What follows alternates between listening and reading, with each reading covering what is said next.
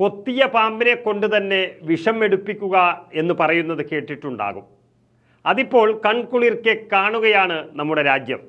അതായത് രാഹുൽ ഗാന്ധിയുടെ MP സ്ഥാനവും തെറിപ്പിച്ച് വീടൊഴിയാൻ നോട്ടീസും നൽകി സാധനമെടുക്കാനുള്ള സാവകാശം പോലും നൽകാതെ അവിടെ നിന്നും ഇറക്കിവിട്ട അതേ മോദി സർക്കാർ തന്നെ രാഹുൽ ഗാന്ധിയെ ബംഗ്ലാവ് നൽകി പരവതാനി വിരിച്ച് സ്വീകരിച്ചാനയിച്ചു കൊണ്ടുവരികയാണിപ്പോൾ.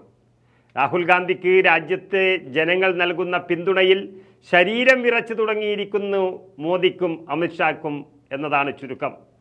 അതുകൊണ്ട് പ്രതിപക്ഷ നേതാവ് രാഹുൽ ഗാന്ധിക്ക് സാധാരണ വീടല്ല, പുതിയ ബംഗ്ലാവ് തന്നെ അനുവദിക്കുമെന്ന് കേന്ദ്ര സർക്കാർ അറിയിച്ചിരിക്കുന്നു. കഴിഞ്ഞ വർഷം ലോകസഭയിൽ നിന്ന് അയോഗ്യനാക്കപ്പെട്ട് തൻ്റെ ഔദ്യോഗിക ബംഗ്ലാവ് ഒഴിയേണ്ടി വന്ന രാഹുൽ ഗാന്ധി നരേന്ദ്രമോദിയുടെ കപട രാഷ്ട്രീയം തുറന്നു കാട്ടിക്കൊണ്ട് ലോകസഭയിലെ പ്രതിപക്ഷ നേതാവായതോടെയാണ് അദ്ദേഹത്തിന് പുതിയ ബംഗ്ലാവ് നൽകാൻ മോദി നിർബന്ധിതനായത്. ദില്ലിയിലെ സുനേരി ബാഗ് റോഡിലെ 5-ാം നമ്പർ ബംഗ്ലാവ് പാർലമെന്റിന്റെ ഹൗസ് കമ്മിറ്റി രാഹുൽ ഗാന്ധിക്ക് വാഗ്ദാനം ചെയ്തതായി ദേശീയ മാധ്യമങ്ങൾ റിപ്പോർട്ട് ചെയ്തിരിക്കുന്നു. ക്യാബിനറ്റ് മന്ത്രിമാർക്ക് നൽകുന്ന ടൈപ്പ് 8 ബംഗ്ലാവിന് രാഹുൽ ഗാന്ധിയും അർഹനാണ്.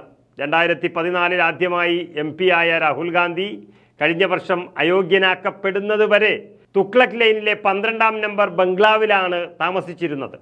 എന്നാൽ അയോഗ്യനായ രാഹുൽ ഗാന്ധി വീട് നഷ്ടപ്പെട്ടതോടെ വളരെ സന്തോഷവാനായിരുന്നു. കാരണം ആരോഗ്യപരമായ കാരണങ്ങളിൽ അവശതയിൽ കഴിഞ്ഞിരുന്ന തൻ്റെ അമ്മ സോണിയാഗാന്ധിയുടെ കൂടെ താമസിക്കാനുള്ള ഒരു അവസരമാണ് അന്ന് രാഹുൽ ഗാന്ധിക്ക് ലഭിച്ചത്.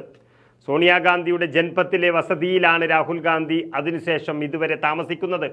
ആ വീട്ടിൽ നിന്നും അമ്മയുടെ വാത്സല്യത്തോടെ രാഹുൽ ഗാന്ധി ഓടിയെത്തിയതും നേടിയെടുത്തതും രാജ്യത്തിൻ്റെ രാജകുമാരൻ്റെ പദവിയാണ്.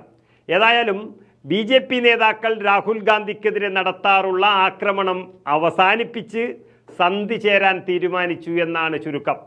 കുറച്ച് വർഷങ്ങൾക്ക് മുൻപ് ഈ രാജ്യം മുഴുവൻ കേസ് കൊടുത്തും കോടതി കയറ്റിയും ഇല്ലാതാക്കാൻ നോക്കിയ ഒരു നേതാവ് ഫിനിക്സ് പക്ഷിയെപ്പോലെ ഉയർന്നു വന്ന് രാജ്യത്തിൻ്റെ ജനാധിപത്യത്തിലെ ഏറ്റവും വലിയൊരു കസേരയിൽ ഇരിക്കുമ്പോൾ അന്ന് കൂക്കി വിളിച്ചവർ മുഴുവനും ഇന്ന് രാഹുലിന് കീഴടങ്ങി എന്നുള്ളതിൻ്റെ സാക്ഷ്യപത്രമാണ് കേന്ദ്രത്തിൻ്റെ ഈ നടപടി.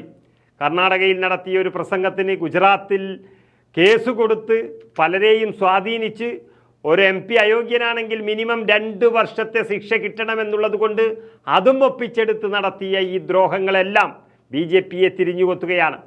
പക്ഷേ രാഹുൽ ഗാന്ധി ഉന്നതങ്ങളിൽ എത്തിയിട്ടേ ഉള്ളൂ. എന്നാൽ മോദിയും അദ്ദേഹത്തിൻ്റെ ഭരണവും ഉപ്പുവെച്ച കലം പോലെ ക്ഷയിച്ചുകൊണ്ടേയിരിക്കുന്നു എന്നത് കാലം കാത്തുവെച്ച ശിക്ഷ തന്നെയാണ്.